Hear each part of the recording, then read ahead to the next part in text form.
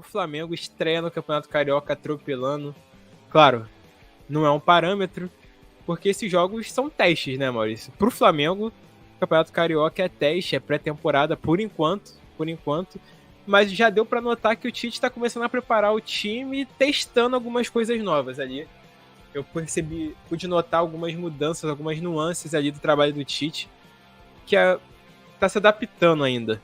A gente já havia falado aqui no Sports Arena que o Tite não abriria a mão de jogar com 2 pontas, e aconteceu já nessa estreia. Luiz Araújo jogando com a 7, Cebolinha fazendo uma boa partida, os dois, né, fizeram uma boa partida, participando muito do jogo. Cebolinha até foi coroado com um gol, terceiro gol ali, um belo gol, numa jogada, foi um pouco de sorte, com técnica de Arrascaeta, Ayrton Lucas, Cebolinha. Foi um bom jogo do Flamengo, né, Maurício? Apesar de o adversário ser bem inferior, alguns jogadores conseguiram sobressair, né? O que tu achou dessa estreia do Flamengo no Carioca? Com golaços, recordes de público, vale ressaltar aqui que a torcida de Manaus fez uma festa absurda, o Flamengo quebrou o recorde do estádio, bateu recorde de bilheteria e tudo mais. O que você achou dessa estreia? Cara, eu achei que o Flamengo fez o que tinha que ser feito, sabe? Aham. Até porque tava com o time titular, né? E assim, sinceramente, se não ganhar do Audax, com todo respeito ao Audax, tem que pegar o ninho do urubu, destruir tudo e fazer um Guanabara. Que isso? Pô, tem que fazer, não tem jeito. Tá tão radical assim? Pô, irmão, é o Audax, com todo respeito. Que isso, cara. Respeita a torcida do Audax, pô. Pô, sinceramente, o Audax tem torcida. Rapaz, tudo cuidado. Empresa, igual o Bragantino, pô. Deve ter alguém que torce pro Audax, deve ter alguma. Mas enfim. Novamente, o goleiro do Audax já é o terceiro ou quarto campeonato brasileiro, do Carioca, na verdade. Que ele sempre se destaca jogando no Carioca, né? Fazendo bastante defesas. Sim. Até porque, óbvio, contra os times grandes ele é muito acionado. Mas uma coisa do Flamengo que eu gostei muito de ver foi Luiz Araújo e Everton Cebolinha invertendo os lados frequentemente, sabe? Aham. Isso é interessante. Isso pode ajudar muito ao longo do campeonato para confundir as defesas mesmo, sabe? Tô contigo nessa, cara. Eu acho interessante. Que a gente pode puxar mais para frente. Teve um pouquinho de Pedro e Gabigol, mas não deu pra gente ver muito, porque o Flamengo já tava com 3-0 no placar, então assim, não vai se esforçar muito. Teve um Gabigol entrando no lugar de Arrascaeta, né? Exato. E aí o Tite jogando com 2 atacantes, eles jogaram meio que lado a lado ali, se você reparar. O Gabigol não jogou fazendo a função da Arrascaeta, apesar de ter entrado no lugar dele. Entrou fazendo ali uma dupla de ataque mesmo com o Pedro, né? Exato, o Bruno Henrique entrou na esquerda, né, na posição que ele se consagrou no Flamengo. E em alguns momentos caiu para a direita. Então, eu acho que ninguém... O Tite não quer essa... Esqueci a palavra. Essa zona de conforto, sabe? Não quer vendo ninguém na zona de conforto. Talvez o mais perto de zona de conforto que vai ficar é o Pedro, porque não tem muito o que fazer, né? Vai botar o Pedro na ponta. Não tem como ele mudar de posição. Ele não tem agilidade nenhuma para isso. Embora como centroavante ele seja muito ágil, mas jogar na ponta ou no meio campo de armadura ali não dá para ele. E uma coisa que eu queria ressaltar é o gol do Varela. Por mais que tenha sido, sei lá, uma casualidade, né? Foi um chute de muito longe e tal, ninguém esperava. Sim. Mas eu acho que isso é importante pro jogador, sabe? Tira um peso e dá confiança pro cara, né? Exato, né? Em parte de confiança. E porque eu acho que esse ano ele vai ser muito importante pro Flamengo. Sem Mateuzinho, que foi pro Corinthians. Então, Matheus França agora, tá? Agora é Matheus França? Ele pediu para ser chamado de Matheus França, ele quer dar uma reformulada na carreira dele. Ele quer, supostamente, segundo as aspas aqui, ele quer amadurecer na sua carreira e pediu para se deixar, não ser chamado mais de Mateuzinho, e sim de Matheus França. Então agora o Matheus França do Corinthians, não mais Mateuzinho do Flamengo. É aquela velha história, né? É o sonho que todo mundo tem, de se mudar, trocar de nome e ser uma outra pessoa, viver uma vida diferente. Então, nosso Matheus França vai fazer isso e tomara que apresente futebol diferente e que volte para o Flamengo muito melhor no futuro. Mas voltando ao Varela, Pode ser também. Matheus França agora, né, que tava estudando, então assim, depois quando o cara começa a estudar, as coisas começam a fluir. Então, sim, voltando ao Varela, eu acho muito importante para ele. Sei lá, talvez pode ser uma artimanha pro Flamengo usar durante o campeonato, sabe? Em diversos momentos eu via no Flamengo falta desse chute de fora da área. É uma característica que a gente acha no Gerson, por exemplo. Mas às vezes o Gerson fica o capitão Gerson. Exato. Que se tudo der certo, volta com a camisa 8, né? E aí Gerson com a 8 esquece. Mas voltando ao Varela e ao chute fora da área. O Gerson, em muitos momentos, fica com muito peso em cima dele para criar jogo, achar algum espaço entre a defesa, que joga muito fechado. Então, pode ser uma ferramenta interessante para o Flamengo em jogos do Brasileiro, contra times da zona de rebaixamento, ou até mesmo uma Libertadores, fora de casa, alguma coisa assim. Porque acho que a jogada começa no lateral, não é? No lateral, no escanteio, acho que foi lateral. No lado esquerdo, por algum motivo, o Varela estava exatamente no centro do campo.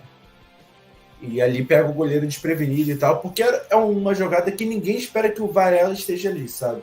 Sim, talvez exatamente por ter com 2 centroavantes, aquela posição ali estava exatamente vaga porque não tinha uma Arrascaeta.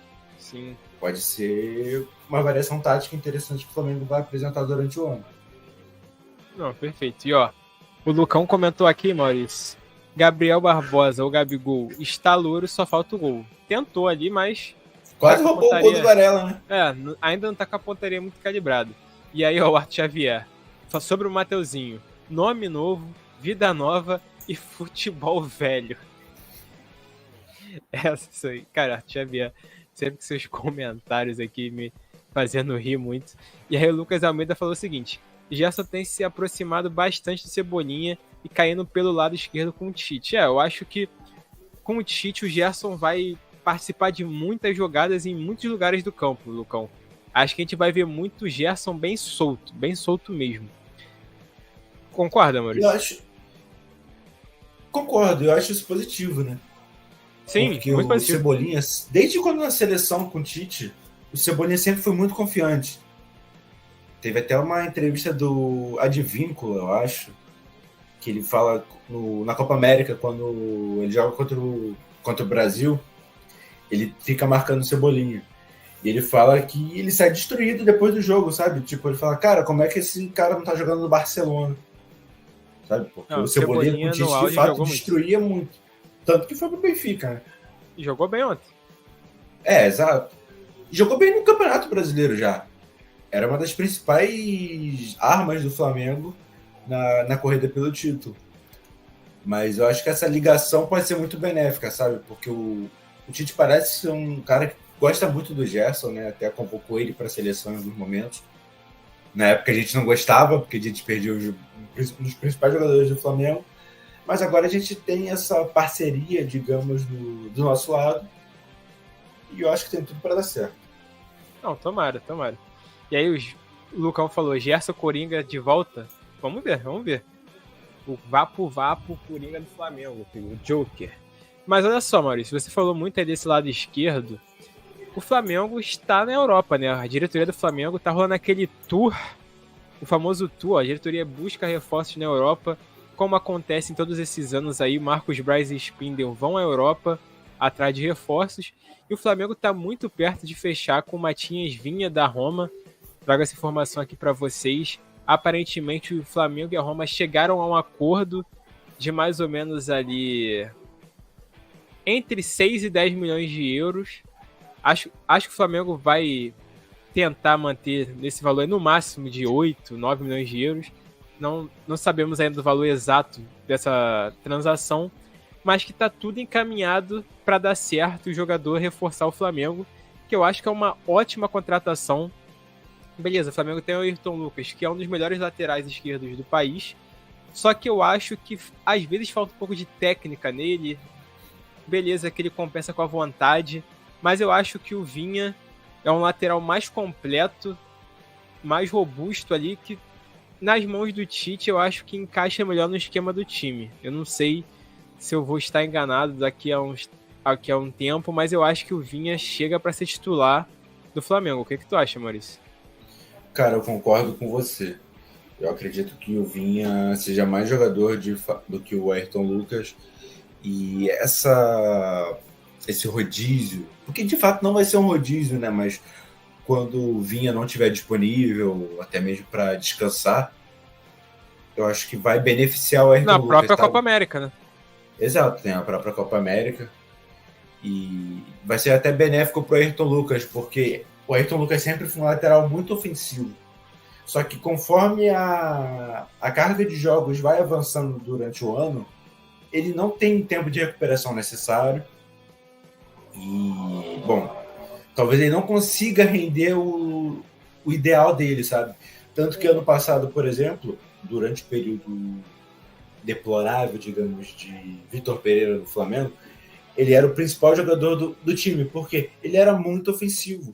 Então, toda jogada ofensiva do Flamengo passava por ele. Então, só que, sei lá, 3, 4 meses fazendo isso direto, indo para a seleção, acaba desgastando demais o jogador, sabe? E o reserva dele não dava para você contar. Por mais que o Felipe Luiz seja gênio da bola, ele não tinha mais condição física. Sim. Então, era muito arriscado você jogar o Felipe Luiz. E acho que nenhum técnico ia fazer isso, porque às vezes o time precisando de alguma coisa ofensiva, você botar o Felipe Luiz, sabe? E ele nunca foi um primor defensivamente, embora tenha muita técnica. Então, era muito arriscado você até descansar o Ayrton Lucas para deixar ele fresco e fazer uma boa partida no jogo seguinte. Eu acho que a chegada do Vinha ajuda muito nisso.